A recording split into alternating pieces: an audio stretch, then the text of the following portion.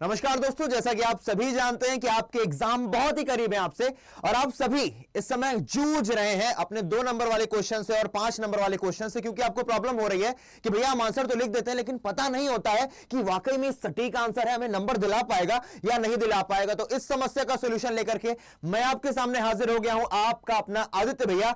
आइए बताता हूं आप कैसे चेक कर सकते हो अपने ही आंसर को विद दीज 3 इजी स्टेप्स। यानी कि आपको सिर्फ 3 चीजें चेक करनी होंगी और आपको पता चल जाएगा आपका आंसर सही है या नहीं। और मैं ये सिर्फ थ्योरेटिकली बातें नहीं करूंगा, आपको प्रैक्टिकली एक क्वेश्चन का आंसर लिख करके दिखाऊंगा and I will show you कि आप इन चीजों को देखिए और इसी तरीके से आप ये पता कर पाएंगे कि हां भाई, ठोक करके अपना आंसर पूरा का पूरा सही है। आइए, सबसे पहली चीज जिसको आपको ध्यान देना है वो है टेंस।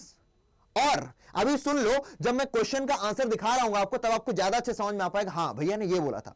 सबसे पहली चीज तो बेटा, जिस टेंस में आपसे क्वेश्चन पूछा गया है उसी टेंस में आपको आंसर देना है। और 90% से ज्यादा बार, क्या बोलूं मैं, 95% से ज्यादा बार जो आपसे टेंस पेपर में पूछा जाता है वो होता है बेटा पास्ट। और पास्ट में भी अगर मैं ज्यादातर बात करूं तो पास्ट इंडेफिनिट में आपको अपने आंसर्स लिखने होते हैं। कुछ प्रेजेंट में भी होते हैं, फ्यूचर में तो बहुत ही कम होते हैं, लेकिन मैक्सिमम आंसर जो आपको लिखने पड़ेंगे वो आपको पास्ट इंडेफिनिट के थ्रू लिखने पड़ेंगे। साथ के साथ दूसरी चीज, जब आप अपने आंसर को चेक कर रहे हैं, आप क्या देखेंगे कि क्या आपने कीवर्ड्स का यूज किया है, और कीवर्ड्स का यूज करने के साथ साथ क्या आपने उसको ऐसा किया है कि भाई साहब उसको, जो एग्जामिनर आपकी कॉपी चेक कर रहा है, उसको मजबूर होकर के देखना पड़े कि हाँ यार अगले ने ये मुझे दिखाने की कोशिश की है। वो कैसे दिखाओगे? अंडरलाइन करके आप उसे दिखाओगे। और तीसरी चीज, क्योंकि आपको पता है आपका कोई भी 2 नंबर का या 5 नंबर वाला एग्जाम हो, 2 नंबर का 5 नंबर वाला क्वेश्चन हो, आपका 1 नंबर जो होता है वो बेटा एक्सप्रेशन का होता है। एक्सप्रेशन में क्या आता है भैया? ग्रामर और स्पेलिंग्स आती हैं। यानी कि आपका जो स्ट्रक्चर है सेंटेंस का वो सही होना चाहिए और आपकी जो स्पेलिंग्स हैं, जो आपने वर्ड की यूज किए, वो सही होनी चाहिए।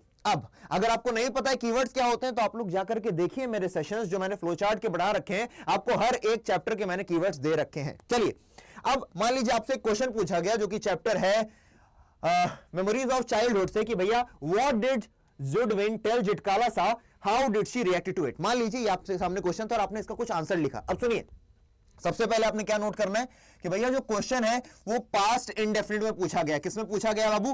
पास्ट इंडेफिनिट में पूछा गया। इसका मतलब जो आपका आंसर होगा वो भी पास्ट इंडेफिनिट में होगा। अब आइए सबसे पहले एक पार्ट का आंसर देते हैं भैया। व्हाट डिड जुडविन टेल जिटकाला जिटकाला ने उसे क्या बताया था? आप सभी को पता है जिटकाला ने उसे बताया था कि अरे पता है वो जो पेल फेस वुमन थी ना, मैंने उसके मुंह से सुना कि वो तुम्हारे बाल कटवा देगी। सबसे पहले आपको टेंस का ध्यान देना है। तो आइए, Judewin who knew a few words of English. अब मैंने ये वाला सेंटेंस क्यों लिखा, who knew a few words of English, ताकि आप इसमें वेटेज बढ़ा सको, आप उसमें प्रॉपर इंफॉर्मेशन दे सको, ताकि आपको पूरे 2 में से 2 मार्क्स मिले। आप सभी को पता है कि आपका 30 to 40 वर्ड्स लिमिट कंप्लीट होनी चाहिए, अदरवाइज आपको ये नंबर कट सकते हैं या फिर वो अच्छा इंप्रेशन नहीं जाएगा। तो ऊपर चला जाए चलेगा। तो ये इतना बताया। अब आपने एक बहुत ध्यान से चीज देखी होगी, न्यू यानी कि भैया यहां पर यूज की गई वर्ब की सेकंड फॉर्म। इसका मतलब आपने एक चीज बिल्कुल सही की। आगे टोल्ड जिटकाला टोल्ड क्या है? अपने आप में वर्ब की सेकंड फॉर्म है। जब आप अपने आंसर लिख रहे होंगे तो ऐसे चेक करना कि आप वर्ब की सेकंड फॉर्म लगा रहे थे ना, जो क्वेश्चन में टेंस था वही क्वेश्चन यूज किया ना, आंसर में यूज किया ना।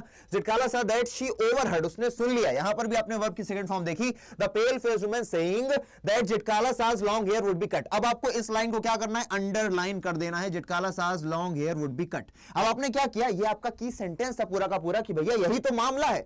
यहां से आपको 1 नंबर मिल जाने हैं, ठीक है ना? ये आपको 1 नंबर यहां से मिल जाएगा, क्योंकि 2 पार्ट्स में क्वेश्चन डिवाइडेड है।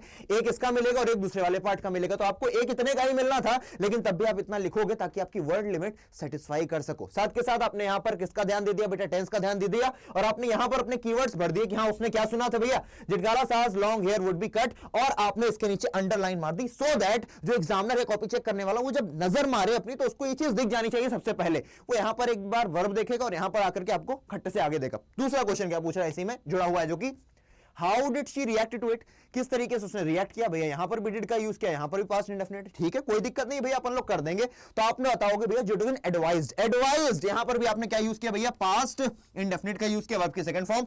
हर टू सबमिट, अब उसने क्या एडवाइस किया भैया? सबमिट करने के लिए, रिजाइन करने के लिए, to her fate, but Zitkala Sa disagreed. यहां पर भी आपने वर्ब की सेकंड फॉर्म यूज की, with her and decided to resist. अब आपने यहां से किया decided to resist and stand up against it. अब यहां पर decided to resist and stand up against it क्या है भैया? आपका की सेंटेंस है, कीवर्ड से भरा हुआ एक सेंटेंस है। आप इसे अंडरलाइन करेंगे और बस खटाखट आपको 2 नंबर मिल जाने वाले हैं, कोई आपको रोक नहीं सकता। बाकी आपने ग्रामर देख ली, कोई गड़बड़ नहीं है। स्पेलिंग इसमें बहुत ज्यादा कठिन थी नहीं, तो आपने यूज भी नहीं की। और इस तरीके से आप जान पाओगे कि आपका आंसर सही है नहीं। अभी रुकिए, अगर आप में से कोई भी है जो सीयूईटी की तैयारी कर रहा है, सीयूईटी एस्पिरेंट है, तो वो किसी भी कोर्स को जो कि best of the best courses है हमारे पास, चाहे वो टेस्ट सीरीज हो, बुक्स हो, महापैक्स हो, कोर्सेज हो, आप सभी जाकर के कोड यूज करेंगे S743 and you will get the maximum discount. Plus अगर आपको कोई डाउट है, कोई क्वेरी है किस तरीके से हम कोर्स को लें, तो आप मुझे ईमेल भेजिए aditya.tiwari@247.com पर, और अपने मेल का सब्जेक्ट रखिएगा CUET batch. As soon as मैं आपके उस मेल का रिप्लाई करूंगा। मिलते हैं अगले सेशन में, तब तक के लिए जय हिंद।